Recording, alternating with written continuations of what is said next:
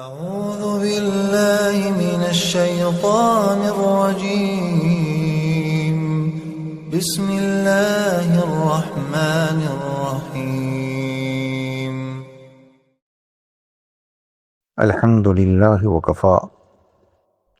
والسلام على عباده الذين اصطفى۔ امام ترمذی رحمۃ اللہ علیہ نے حضرت سہل بن سعید رضی اللہ تعالی عنہ کے حوالے سے اللہ کے رسول صلی اللہ تعالی علیہ وسلم کا ارشاد نقل کیا ہے کہ وَازْهَدْ فِي مَا عِندَ النَّاسِ يُحِبَّكَ النَّاسُ، کہ لوگوں کے پاس جو کچھ ہے اس سے تم زہد اختیار کرو، لوگ تم سے محبت کریں۔ عربی زبان میں زہد کے معنی کسی چیز سے بے رغبتی اختیار کرنا ہے، بے توجہی، بے رغبتی، عدم دلچسپی، جبکہ دین کی اصطلاح میں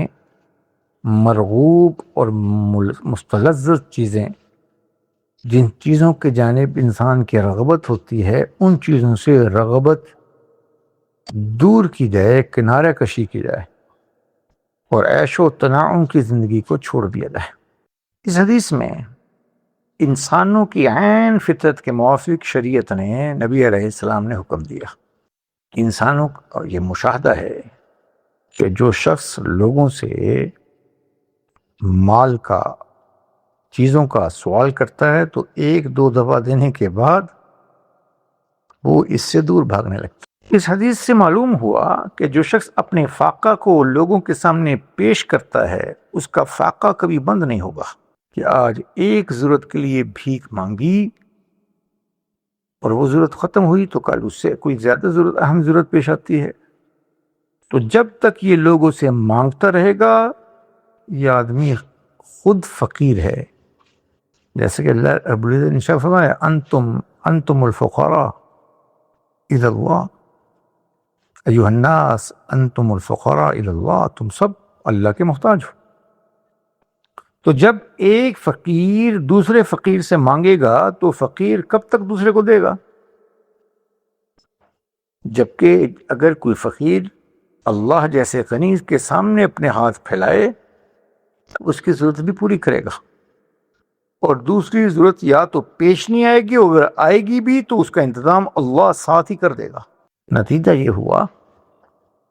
اللہ ہمیں اس کا یقین نصیب فرمائے، استحرار نصیب فرمائے کہ جو لوگوں سے مانگتا ہے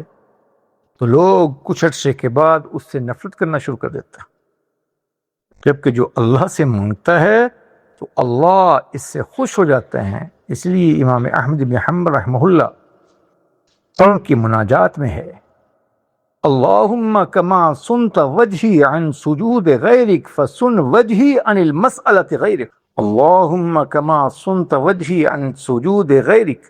فسن وجہی عن المسألة غیرک، اے اللہ جیسے تو نے میرے سر کو اپنے غیر کے سامنے سجدہ کرنے سے محفوظ رکھا، اسی طرح میری زبان کو اور میرے دل کو اور میرے چہرے کو اپنے غیر سے سوال کرنے سے محفوظ فرما۔ اللہ ہم سب کو ایسا یقین نصیب فرمائے اور ہماری ضروریات کو اپنے خاص فضل سے اپنے جناب سے پورا فرما دے، کہ اللہ رب العزت سے بڑا کوئی غنی نہیں ہے اور ہم سب کے سب اللہ کے سامنے محتاج ہیں۔ اور حدیث میں ہے کہ جب کوئی شخص اللہ سے نہیں مانگتا تو اللہ اس سے ناراض ہوتے ہیں۔ اللہ کے سامنے دعا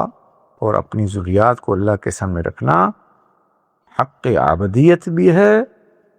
اور انسانیت کے اللہ کے سامنے محتاج ہونے کی دلیل بھی ہے